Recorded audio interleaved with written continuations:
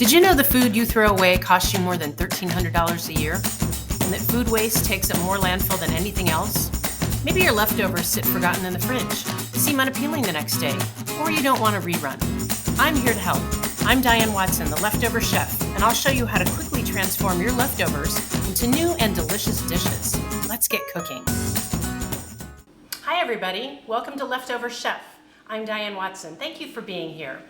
Today we're going to take a leftover piece of steak and a baked potato and turn it into a loaded hash brown with some delicious cheese and onions.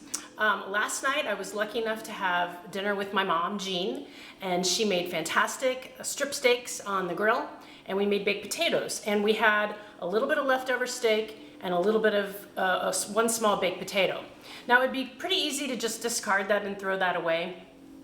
But when I think about the fact that 40% of all of the food chain is wasted, thrown away every year, that comes down to 325 pounds of food per person in this country. The value of that is $218 billion, or 130 billion meals thrown away every year. So like you, I try to make leftovers work for me so they don't end up in the trash. So here's what you'll need. We have a baked potato that was already cooked and it's shredded up. The steak I've taken and chopped up into small bite-sized pieces. I had a little bit of a white onion. I cut that up into small diced pieces as well. And this is what I had left over from making cheese for tacos. Now you'll notice all of these ingredients are already prepped. Let's take a flashback look at the flashback prep camera and see what we did.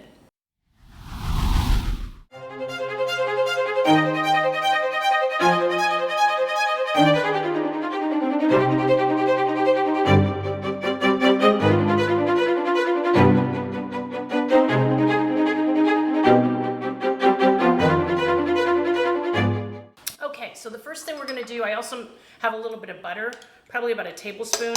You'll notice that everything here is already cooked. So really it's just a matter of heating things up and getting things to come together in a way that's going to make this delicious. Now you could definitely heat up a baked potato in the microwave and just have that like you had it the night before.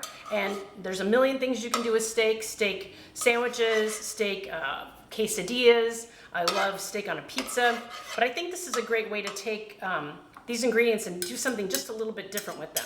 So you'll notice in that flashback camera that I did just take the potato and run it through a regular cheese grater. And I did that the night before and it did stay nice and white. It didn't turn brown. So if you want to prep this and then do it for breakfast, you certainly could do that. I'm going to go ahead and start with the onions. Now, I do have friends who don't like onions. This is not an important thing to have. I like the flavor of a little bit of cooked onion with potatoes and steak and cheese, so that'll just give a little dimension to it. And if you start them first and get them a little bit browned in the butter, then it takes that tang or that bite away that can sometimes cause people to get heartburn from onions. Okay, these onions are getting nice and bubbly. I love the smell of cooking onions in a kitchen. It reminds me of home.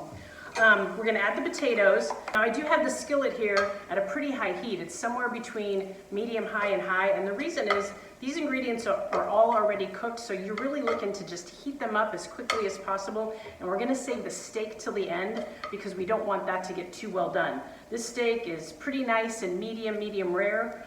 It's going to cook a little bit more just in the heating process, but if you can save that till the end and don't overheat it, you won't get it too well done.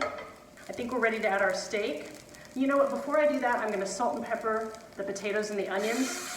The potato obviously was not seasoned at all, and being a baked potato that wasn't cut open. The steak has seasoning on it, so we'll get this seasoned up first and add the steak, and then we'll taste it again to make sure it's seasoned right.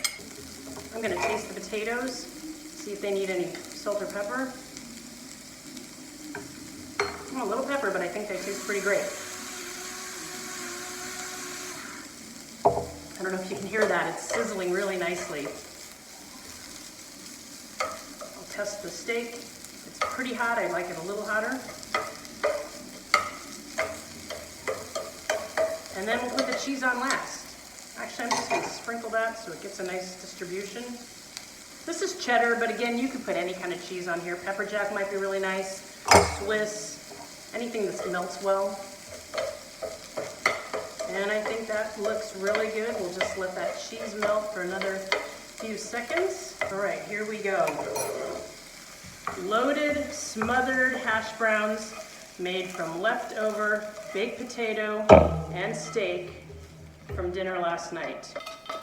Now, I think a lot of you know that I like to make anything into breakfast by putting a runny egg over it. Yep, I did a runny egg preparation already.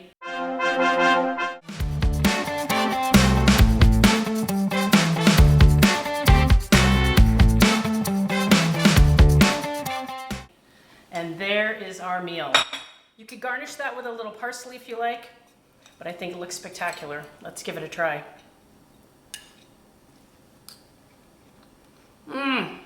That is so good. So simple, a great way to use your leftovers. Thank you, Mama Jean, for dinner last night.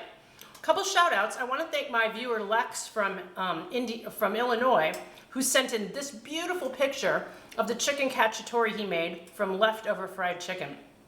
Lex, that looks so delicious. Thanks for sharing that. And feel free to share any pictures of leftover chefing you're doing at home. You can send a before and after or just an after. I'll put them up on episodes.